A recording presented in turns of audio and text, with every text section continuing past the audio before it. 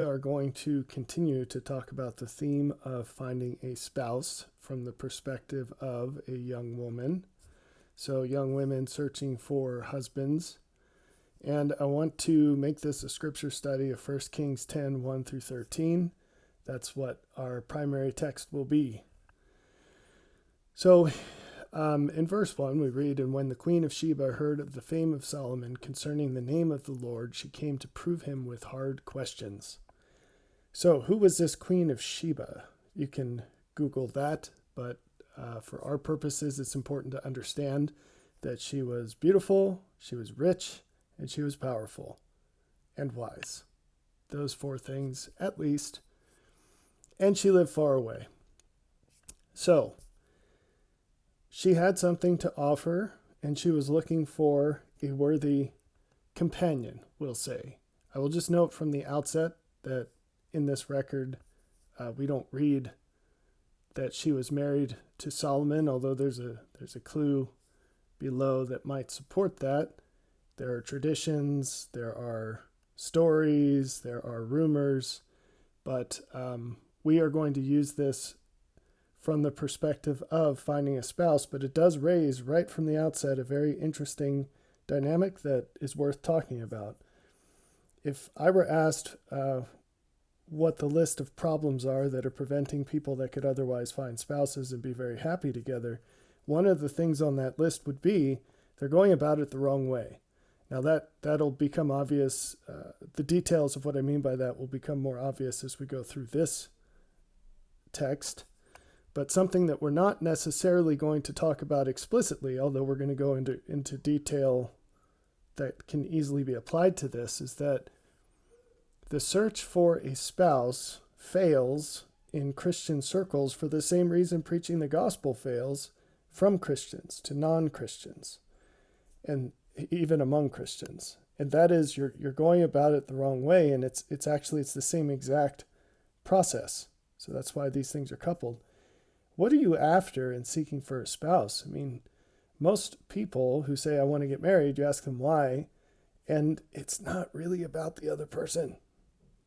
And that's a problem. The objective of preaching the gospel is helping other people improve. That's it, in a nutshell. And so, while there are a million different ways you could go about preaching the gospel, if you were to rank them by the intent and how effective that was towards the end, you'd find that almost everything that almost everyone does in that is way less effective than a whole bunch of things they're not doing. And so actually prioritizing those things and then going after the most effective way would make an enormous difference. The same thing goes for spouse hunting, whether this is guys or girls, it doesn't matter. What are you actually trying to do and why? And now enumerate all the options, because there will be a whole lot that are off of your original list that weren't there. And then resort everything by perceived impact, by expected benefit. And what you'll find is that what emerges at the top of your list is going to be very different than what you started with and what most people do, or why most people do it. So, right off the bat, the Queen of Sheba heard of the fame of Solomon concerning the name of the Lord. Everything in that clip, that little snippet, every word is important. What attracted the Queen of Sheba to Solomon? Well, it wasn't his looks. She didn't know what he looked like. She didn't have a picture of him. They didn't exist back then. Not really. I mean, you could have like on a coin, a line drawing of someone's silhouette or something, but that wasn't exactly an accurate likeness. She had heard of his fame. Now, was that just purely in temporal terms? No. Now, he was rich as all get out. And obviously people knew that. But it was concerning the name of the Lord. What does that mean? What's the name of the Lord? It's his character. Now that's a really big point and idea. That's not what this video is about. So if that's news to you, watch other videos or study it out on your own. But I'll cut to the chase and just tell you that's what that means. She had heard that this man Solomon was more like the Lord than any other man alive. That's a tall order, isn't it? But that's what she was looking for. And now, right off the bat, we have a wonderful piece of advice that you can extract and use in your own life. As a woman, what you should be looking for in a husband is a man that's way more like God than you are. Now, there are echoes of this, permutations, weaker versions in the strategies people use and their motives in spouse finding, and we're specifically talking about women. It's well known that women marry up, so ideally they'll find a man who has something to offer over what they already have, whether that's wealth or intelligence or whatever kind of emotional stability or wisdom or whatever. Good looks, maybe. But whatever it is, women tend to prefer men who have something that's better than what they do. The fulfillment of that, the fullest version, is the composite of things that are better. And in an ideal sense, any person can have any specific attribute that's a little better than your version of that. But to find someone who's more like God than you across the board, that's a very exceptional thing to find. It's going to be rare. And actually, the more like God you are, the rarer it will be. And so just as if we're using the segmented qualities, like if you wanted to find a man with a higher IQ than you, for example, it's a very specific thing, then the higher your IQ, the fewer the men that will qualify for that, right? Then as you start intersecting other rare qualities, the set of men shrinks down very quickly. So how many people on earth are more like God than you in every way? That is a very small number. And the better you are, the smaller that number will be. So, in general, in modern times, when quality women are looking for quality men, it is not a casting the net, grabbing up a bunch of options and then picking one from this large set of people who fit the bill. It is definitely a hunting for one situation because the numbers just aren't great enough. If you find someone who checks the boxes, you've probably found a 1 in a million kind of person. And the same goes vice versa for men, because that's how bad things are today. It's slim pickings, and then coupled to that, the requirements to make it worthwhile are much higher today because the world's falling apart. So the challenges are greater, and the people around are also poorer, not financially, but across the board, poor quality people. So coupled together, it makes it very sparse. But if you take this transcendent approach of, no, I'm not looking for specific qualities, I'm looking for all the qualities, then you're really dealing with a sparse situation. And you need to realize in your mind you're approaching, even if this isn't the case, it's going to feel more like there's one person out there for you. And the reason it's important to get this in your head is it will inform the intensity of the search that's required to be successful.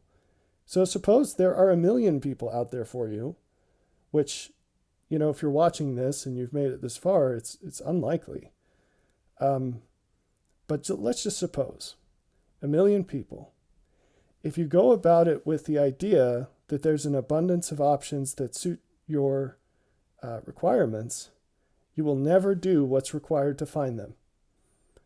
If you go about the search assuming there's one person exactly and it's worth it, then all of a sudden you're going to be more willing to do the level of intensity and sacrifice that will be required to find any of those 1 million people.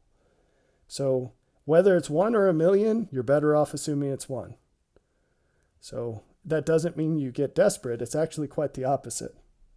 It's actually quite the opposite. Okay, anyway, that's just verse 1. So, tail end of verse 1, she came to prove him with hard questions. Now, what's this about? She had heard his reputation. What was that sufficient to do? It was sufficient to persuade her to come to him. Why? So that then she could find out for herself. Why couldn't she find out from afar? As we'll see later, she needed to interact with him in ways that you cannot do at a distance. Now, even with all of our fancy technology today, this is something that people who are texting fiends and social media junkies need to figure out. You cannot have deep, meaningful human relationships over a computer or over a phone. It has to be face to face. There are actually deep spiritual reasons for this, but that are very related to the topic of marriage. But we'll just leave it at that for now. And she was wise enough to know this. And so she separated the sufficient evidence to come closer from the sufficient evidence to make the move and seal the deal. These are not the same thing. Now, they both have high stakes, but the one is a world apart from the other. And I think in the modern approach, we mix these things together, and it's the worst of both worlds, because on the one hand, you're not willing to make the caliber of sacrifice required to actually get to know someone because you're playing it safe.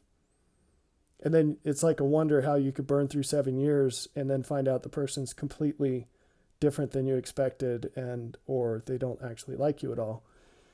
And then on the other hand, the worst of both worlds situation is that that we shy away from the initial investments, the intensity of initial investment required to actually winnow the early candidates.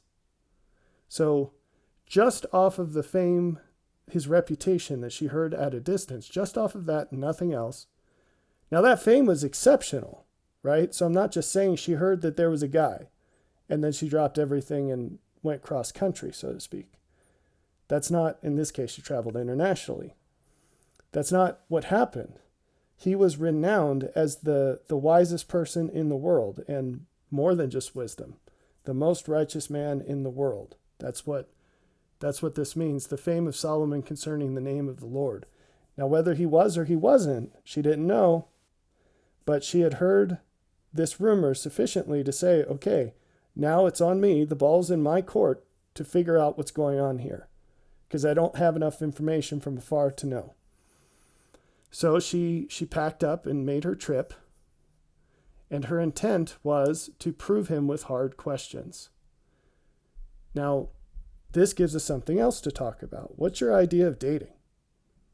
If your idea of dating is like, let's just spend time together and see how we feel, you are not qualified for a high-quality man. And you're not a high-quality woman. Not yet. The good news is that's not an unfixable fault. But maybe just no one ever told you, right? But this gets back to where we started. What are you actually looking for? Why are you seeking for marriage? What are you trying to get out of this? And dating, especially the first date, it absolutely should be like a job interview. It doesn't mean it can't be fun, but it's not about doing things where you can't talk, unless those things themselves are a test. So what I mean is, if you go out for dancing or whatever, you go to a rock concert or to a movie or whatever like that, you have just wasted the most important opportunity you have in a series of dates to figure out as much as you can, as early on as you can, about this person. And so you do everything you can from afar to discern their quality. And then what you're looking for there is justification for the next step. And that cycle just continues. And then when you go on date number 1, your objective is to find out everything you need to to know whether date number 2 is justified or not. And then you just keep going, right? And eventually these steps lead to, yes, I have sufficient reason to believe this is the person I should marry. And any time along that path, when you get sufficient reason to believe that that's not the person you should marry, you should immediately stop dating them. Or stop doing whatever it is that you're doing with them that comes before marriage. So like if you're engaged, for example, break it off. You're done. So she had an objective. She had a list of questions she had. She had a set of information she was seeking in order to verify whether or not this guy was everything she had heard. And so you should too.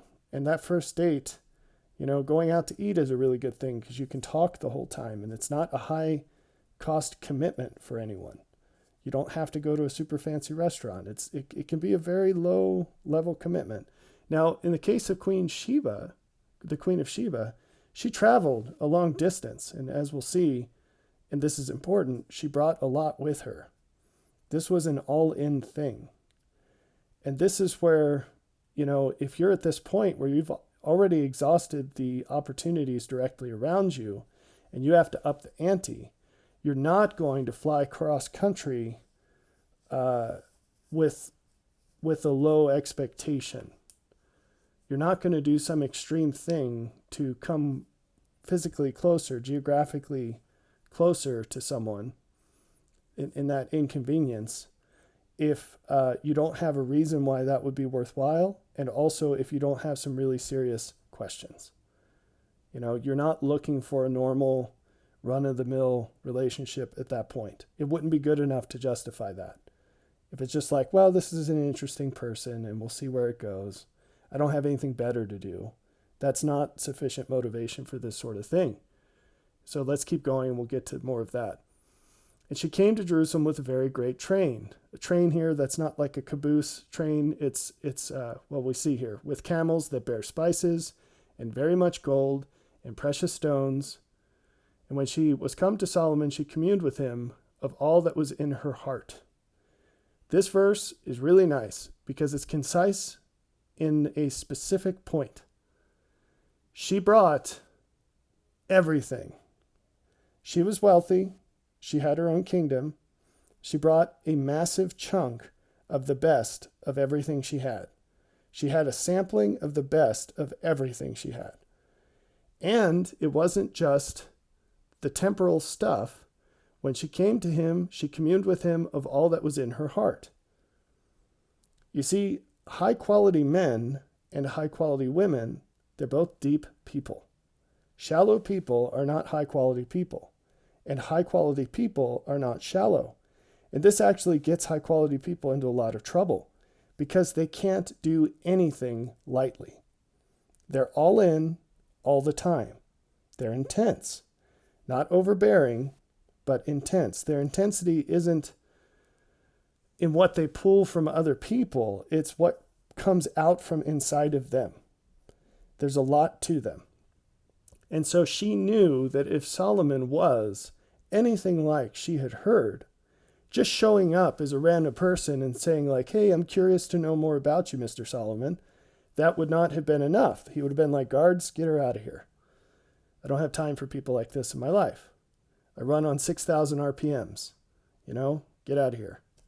So she brought things that were evidence of her intensity and her quality.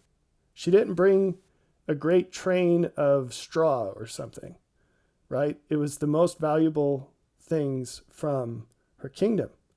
And very importantly, that included access to her heart. This is a really important thing.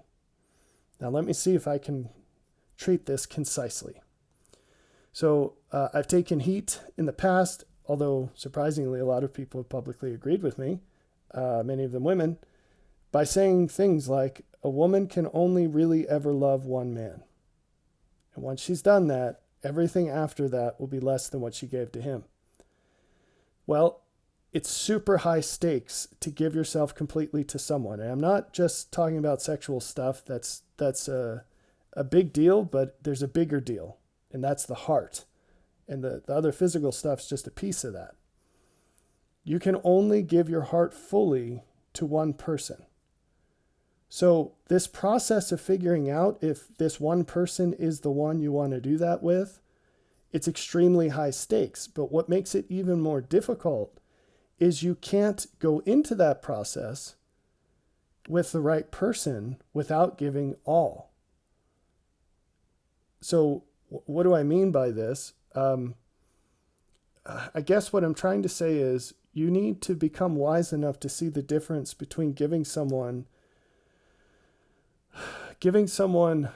unimpeded access to your heart versus, and that's a sequential thing, versus giving them everything you have immediately. I don't think I'm putting that very well. I'm not sure I've ever thought through this to put words to it. So bear with me. But what I'm saying, I guess, is that the Queen of Sheba, she opened herself to him in the sense that she did not hide things from him. She was herself fully. She was not pulling punches. She was not pretending to be more than she was or less than she was. She was herself. And that opened a door, and that's what I'm talking about with the initial full access. You can't actually know someone fully all at once. So to open yourself fully to someone is not to give yourself fully to them. That's a good way of understanding it. But if you come to that situation and you say, well, I could get hurt here, so I'm just going to leave the door shut until he proves that he's worth opening the door for. Nope, ain't going to work. Because likewise with him, not only are you now giving him a reason to keep his door shut, but if he opens his door, even if he opens it up and does the right thing that you should be doing too, you can't go in there. Intimacy takes two. And of course, I'm not talking about physical here, although it's very true for that. You can't come to know someone without them coming to know you as well. It's a two-way street. And so, on the one hand, this is why it's so dangerous. On the other hand, it's the reason why it's necessary, because it won't work without it. And so doing that stage-wise, and then as you each take a step closer into the depths of the other, with each step, you reevaluate, all right, does this check out? Am I going to keep going? Or am I going to check out? So she brought that huge train of stuff, and she brought her heart, and she was ready to open it. And she was assuming this was going to work out until being given a reason otherwise. Now that wasn't blind faith because she had all this evidence so far, right? So everything she's done so far was because of the fame that she heard.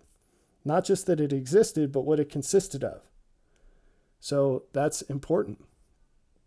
And it's worth saying here, Solomon, like any great person, had detractors. He had enemies. He had people that didn't like him. And so not in the text here is that somehow the Queen of Sheba had to parse through that and say like, well, what about these rumors I'm hearing is true and what is false? Because I'm hearing good things, really good things. I'm hearing really bad things. And so she decided to go investigate because there were really good things. And she went all in. Verse 3, and Solomon told her all her questions. There was not anything hid from the king which he told her not. So there's two parts to this. First, Solomon reciprocated her openness. He opened to her his depths. Maybe there's three things. That's number one. Two, she initiated that. Solomon did not go to Sheba to track down this queen. She came to him. Why? Because the greater is always sought by the lesser, not the other way around. He didn't go to see her. Well, she was famous and rich and powerful, okay? But let's adapt this to the modern world. If you're a super high quality woman, your growth into that is not one of becoming more and more prominent publicly. That's true for a man. It's not true for a woman. As a woman gets great, the attributes of greatness turn her inside. It's a more private, she becomes more private, not more public. And what do I mean by that? Well, one, she's going to set up some serious boundaries with the people around her because she's going to realize that she has a very important but delicate gift of her heart, and that she shouldn't just throw that open for any old person, even if they're family or close friends. She's going to withdraw. Not unhealthily. I'm just talking about healthy boundaries. Two, she's going to be very attracted to things like family, and she's going to gravitate towards the opportunity she has to be around kids, and they won't be her own. So she'll, do a lot of babysitting for people. If she has older siblings that have kids, she's going to hang around them all the time. If she's an older child and her parents have younger kids, she's going to be around that a lot, right? And what she's not going to do is go out and get some high-power career or go out and get some high-power degree, because she realizes that the real power of femininity happens in the home.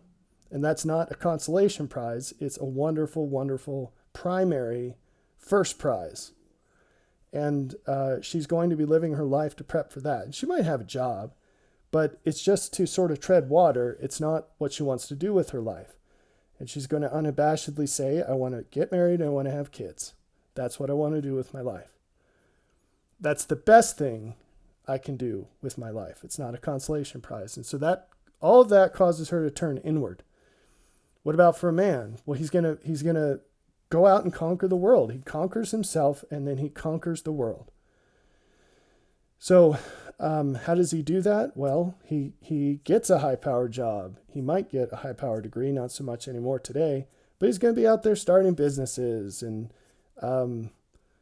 making connections and building networks and inventing things and writing books and doing whatever to acquiring land and building houses and starting a farm and doing all these things to produce.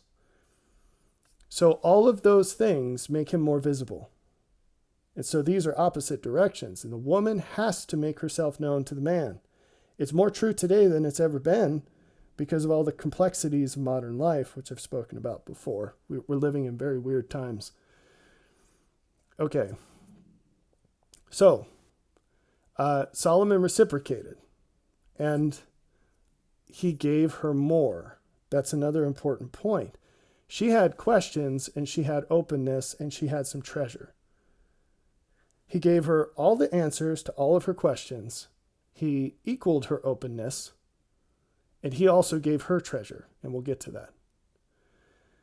Verse 4, and when the Queen of Sheba had seen all Solomon's wisdom in the house that he had built, and the meat of his table, and the sitting of his servants, and the attendance of his ministers, and their apparel and his cupbearers, that's funny, in their apparel, she judged him by the clothing his servants were wearing, and his cupbearers, and his ascent by which he went up into the house of the Lord, there was no more spirit in her. There's a lot to this chunk. This is the list of all the stuff she could not know without being there. There is a huge list of very important things that you cannot know without being there. If your whole relationship with someone is online, then you don't know any of these things. And they might be very different from your impression from afar.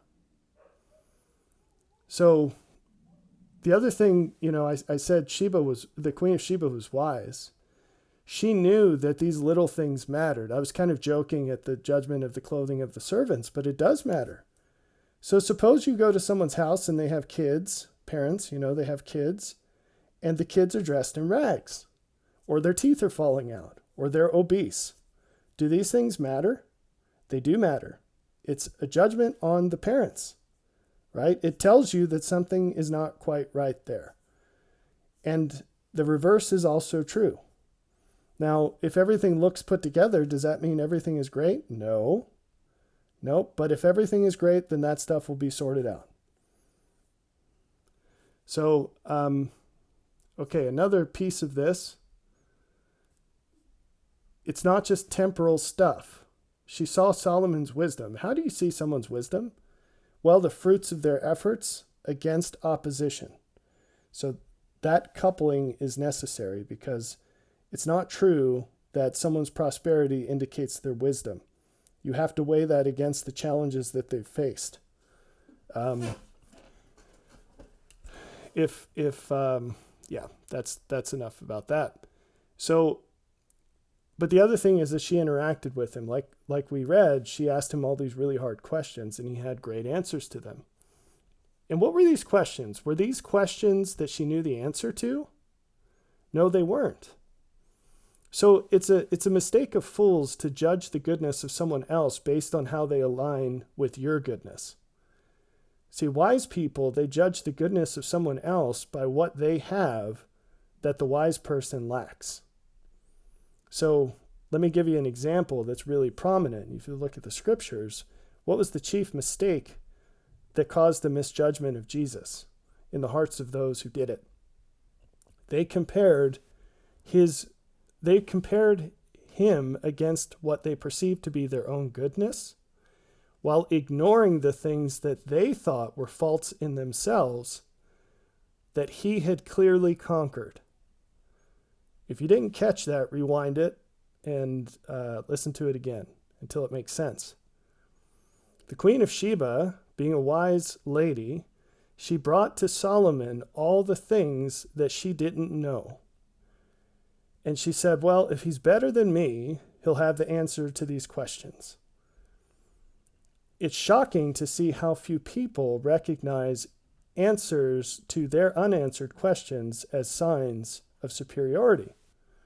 It's unfortunate, because wise people figure this out, and that's why they become wise. That's how they become wise, is they honestly acknowledge their weaknesses, and they admire what overcomes those weaknesses or the solutions to the problems that they face. And they make them their own. And then they solve them. And then they conquer them. And their weaknesses become strengths. And they just rinse and repeat. They just keep doing that.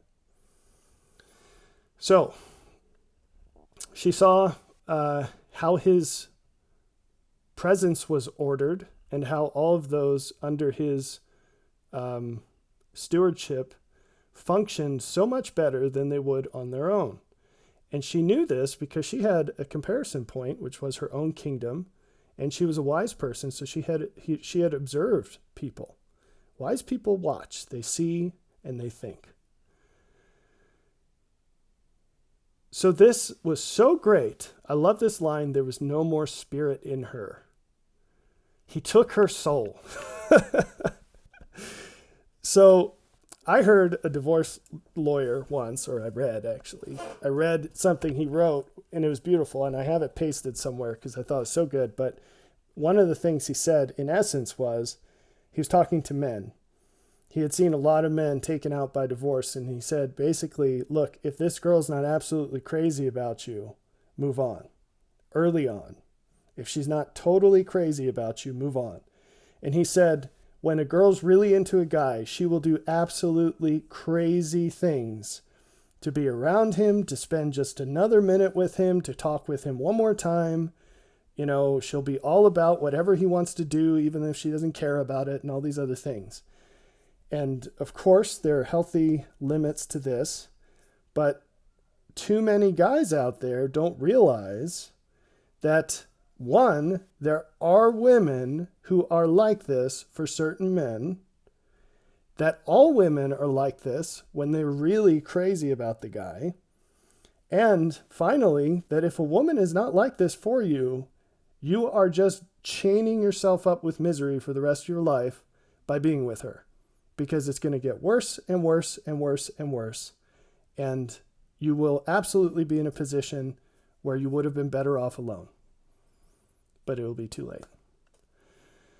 So, there was no more spirit in her. This also is a commendation to the Queen of Sheba, because she was on, look at these things she noticed.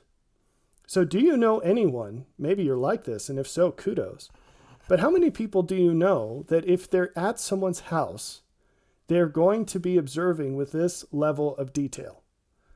Most people are so blissfully ignorant of everything around them that they wouldn't know a baseball bat was swinging for their face until their teeth flew out. But this lady, she basically has enough material to write a book for the rest of her life on everything she saw. And who knows how briefly she was there.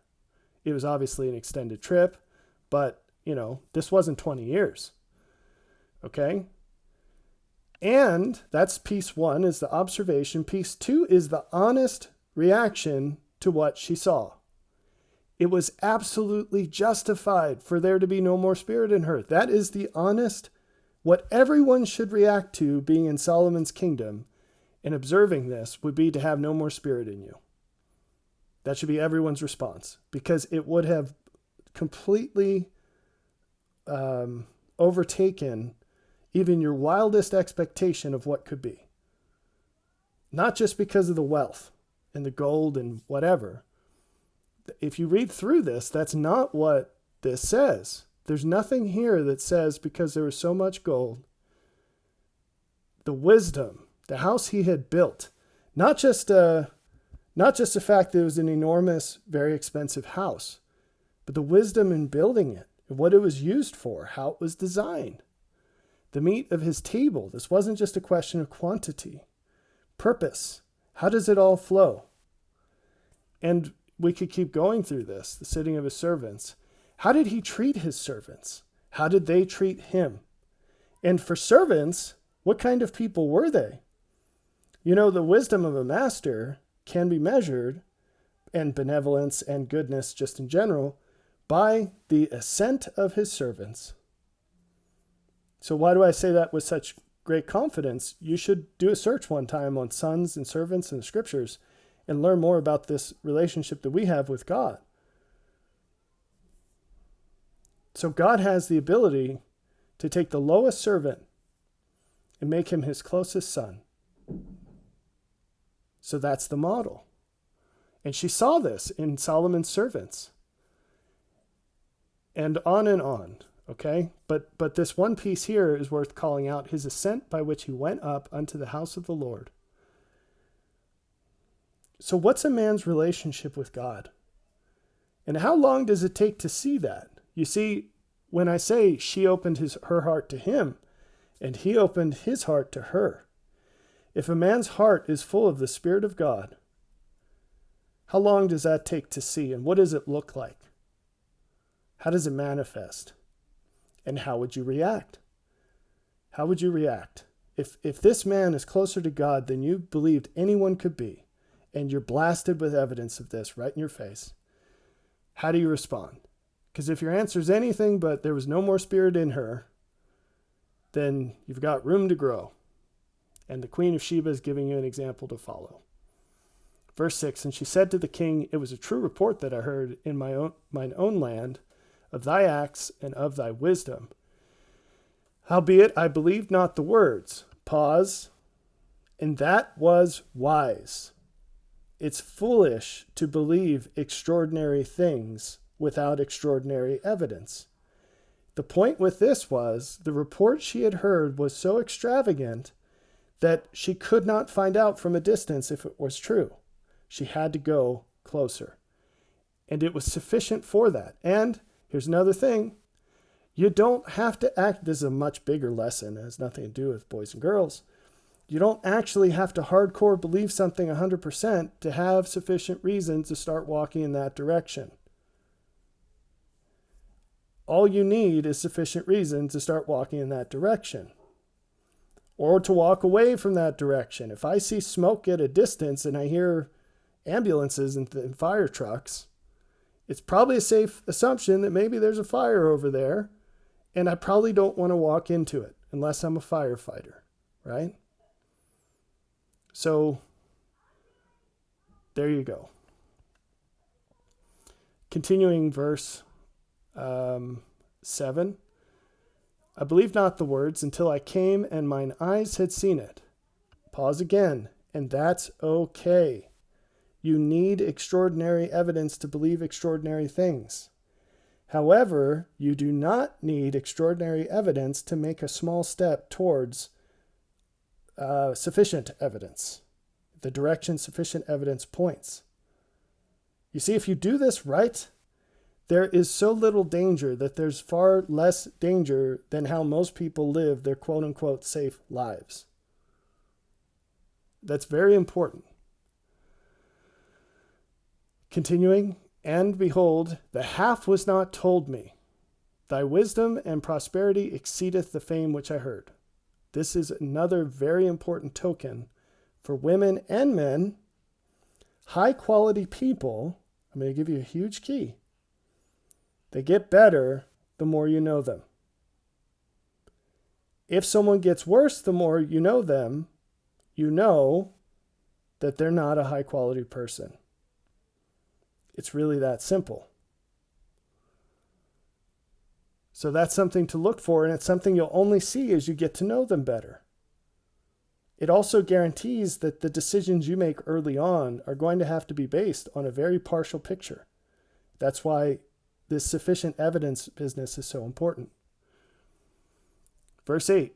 Now she's going to go on talking about basically the point is of what she's about to say is what I've noticed is that everyone around you is better off because of you, and because of you, they're all as good as they could possibly be.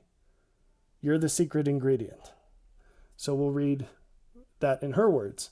Happy are thy men, happy are these thy servants, which stand continually before thee, and that hear thy wisdom. Blessed be the Lord thy God, which delighted in thee, to set thee on the throne of Israel, because the Lord loved Israel forever, therefore made he thee king to do judgment and justice. She's basically saying the best thing God could have done for these people is put you in charge of them, because it's clear to me that everything you have a part in ends up being as good as it could possibly be. Now, why is that important to find in a potential husband? So you probably already know why it's basically impossible to find. I don't have to tell you about that. But that justifies the intensity of the search, doesn't it? But why is that important for a young woman to find in a future spouse? Because that's what you're looking for in your life. That's what makes a good husband, is that because of him and who he is and what he will continue to grow into becoming, because progress doesn't stop in a high quality man, just like our ears don't stop growing and our noses, our high quality doesn't stop growing either till we die. But that's a really weak attempt to try to be funny, but also there's some deep symbolism in that. The ears and the nose. Anyway. So, what he has to provide to you is not just in the temporal things. It's in helping you become the best person you can possibly be. You know what being a husband means? Do you know what the term animal husbandry, why it uses the word husband? So if you have the blessing of working with animals in your childhood or young adulthood, you'll know all about this. But it's this idea of being a shepherd. It's this idea of becoming such a good person through your sacrifice in seeking and yielding to God and all his goodness and wisdom, that you have something to impart to other, in terms of animals, creatures, in terms of people, just God's children, that you have something to impart to them, that because of God's goodness in and through you, you help them to see and receive and value and become more of God's goodness in them. And so you become the vehicle to enabling or accelerating or expanding someone's fulfillment of their potential in God, their divine potential. You help bring them closer to the best things could possibly be. So, just scanning through to find my place here. Okay, so now she gave the king 120 talents of gold and of spices very great store and precious stones. There came no more such abundance of spices as these which the Queen of Sheba gave to King Solomon. In other words, she gave him more spices than anyone could ever give. It's a lot of spices. So this tells us that a good marriage has to be spicy. Just kidding. So why did she give him all this stuff? Now, we already talked about how she came prepared to make this sacrifice. She came prepared even though she didn't know she was going to do it. That was not, she didn't have to come to the party. I don't know how to phrase this. She didn't have to come with the full commitment.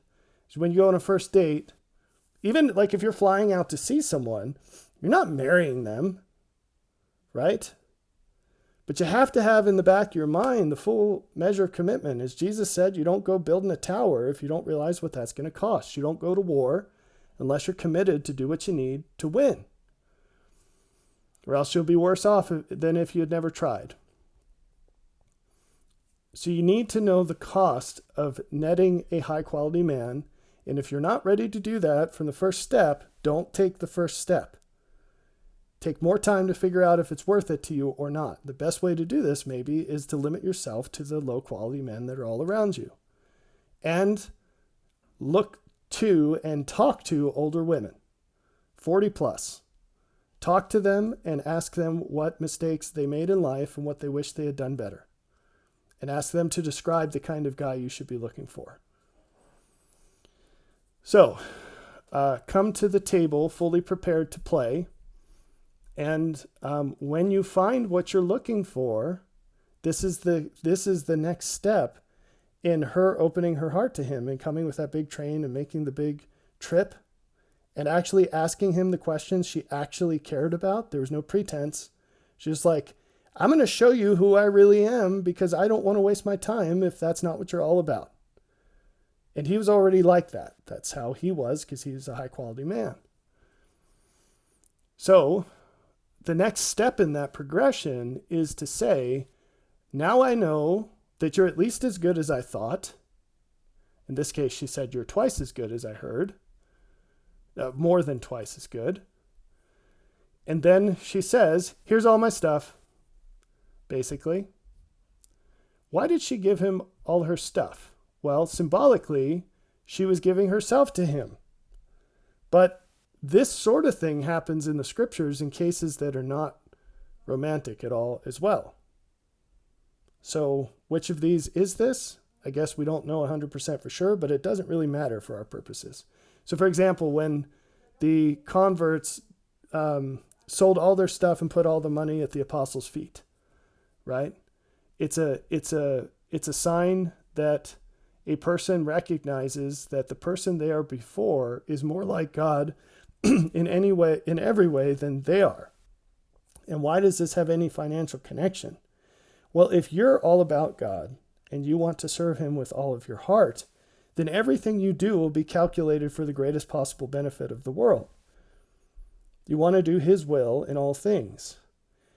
And so if you find a limitation in your judgment, in your ability to administer resources for God's purposes, you will take that set of resources where that applies, and you will plop it at the feet of a person you might find who you believe will do a better job.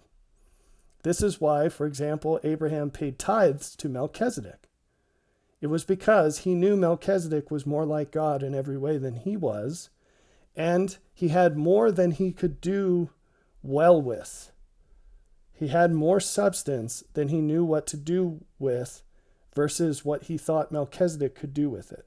Now, did he know what Melchizedek would do with it? Nope, and he didn't need to. He couldn't care less. All he needed to know was that whatever he did would be more like what God would do in his place than what he would do. You see? Now, supposing that the Queen of Sheba was searching for a husband, which this whole story perfectly fits as far as the wisdom of an example to follow, whether it was the case or not is irrelevant. Suppose that's the case.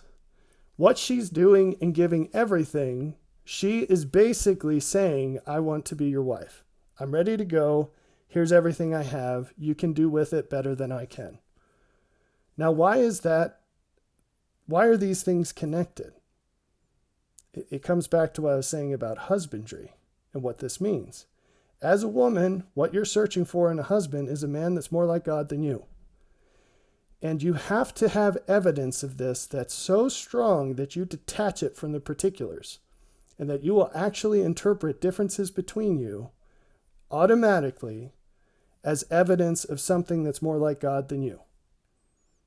That is a really big deal. You will not find that in the marriages of the world.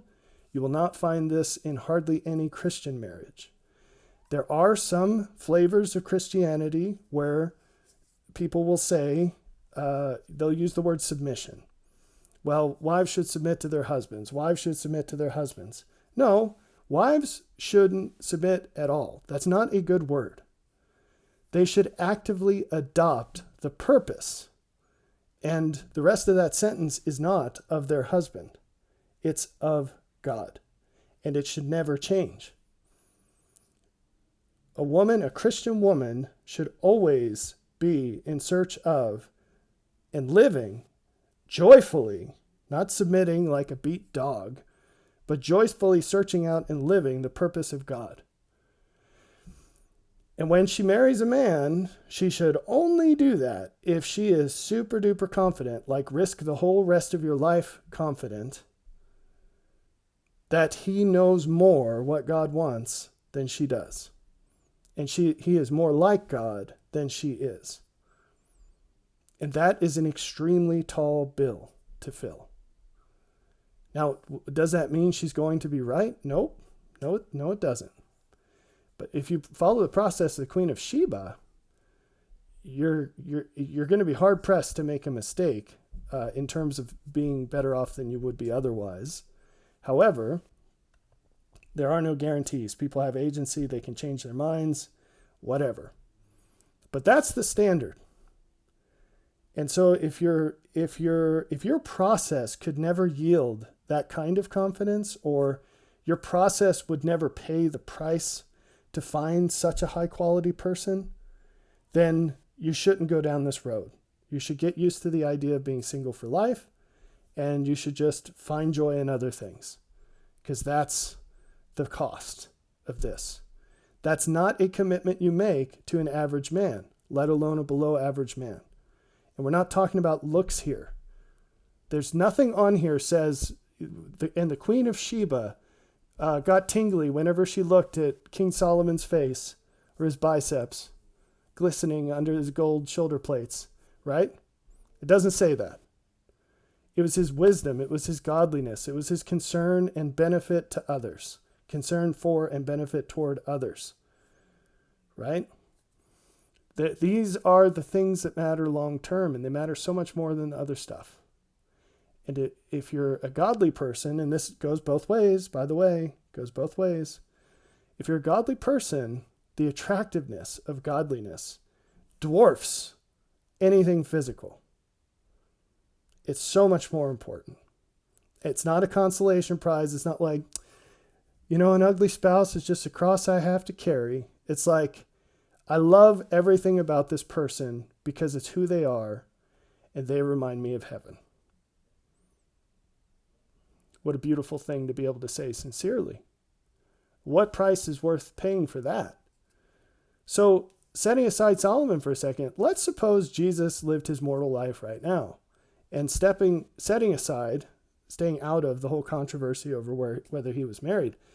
I think if I asked any random Christian lady, would you marry Jesus if he were here right now and he were available? They, without hesitation, would say absolutely. Some more honest ones would say, I'm not sure I'm up for that because that'd be a really hard life. And they don't know the half of it, but let's go with the ones that say, yeah, absolutely. What if the next question were, and what price are you willing to pay to find a kind of guy like that? Or would you be willing to pay? Not a guy like that, actual Jesus. What price would you be willing to pay? How many of them say everything without a hesitation?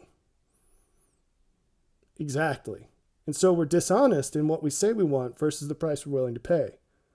And that's in the senses where we already have an accurate idea of what it costs. What about like what I'm describing to you? You thought that you were going to get some dreamboat just by rolling out of bed and then they do all the work.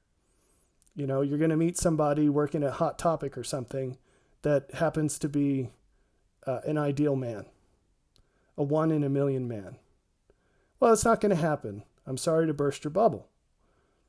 The price is way higher than that. And so adjust down what you're looking for or adjust up what you're willing to do to get it. So if the Queen of Sheba had to travel across the world, I don't think you're going to be able to find someone working at Baskin Robbins who's just going to be the fulfillment of every desire you have.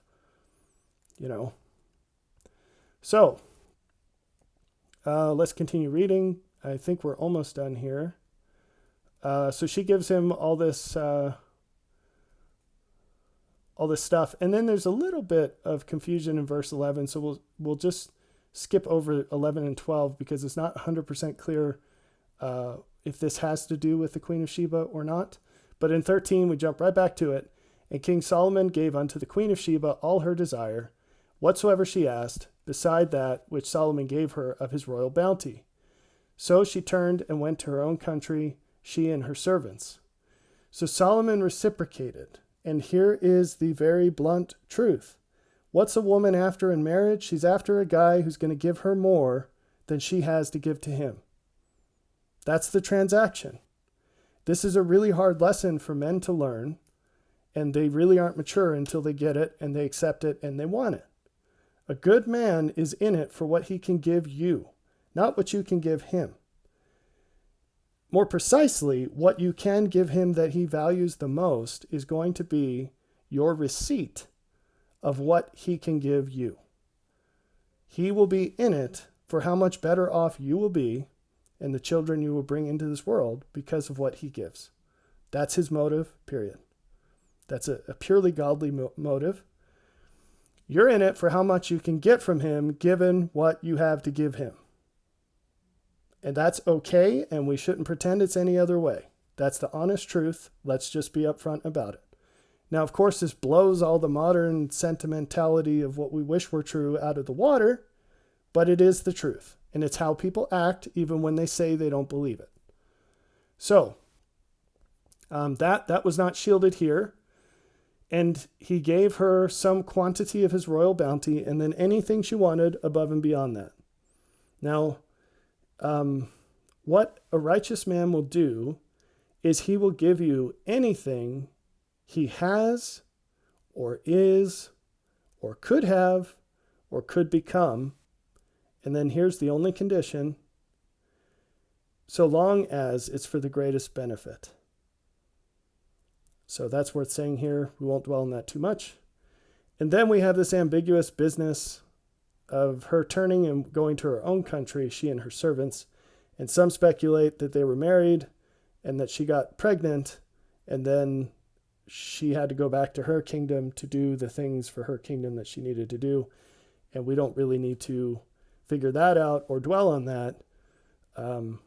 We've already made our points for the relevant aspects of this. So I hope that this is useful. I think that this is really solid advice. It's very different than what you're going to hear out there. But if you are one of these incredibly rare young women who have lived your lives so that this degree of blessing is still on the table for you, I strongly encourage you to study this chapter yourself and think about what changes you could make in your life to better follow the example of the Queen of Sheba and what a modern King of Solomon would look like and what you would have to do to find him and recognize who he is. And whether you're ready for that, if that's really the desire of your heart, or if the price is too high, what changes you need to make so that either you're willing to pay a greater price and truly find joy in that, or more likely you're willing to reduce your expectation of what you're going to find in life at the price you're willing to pay.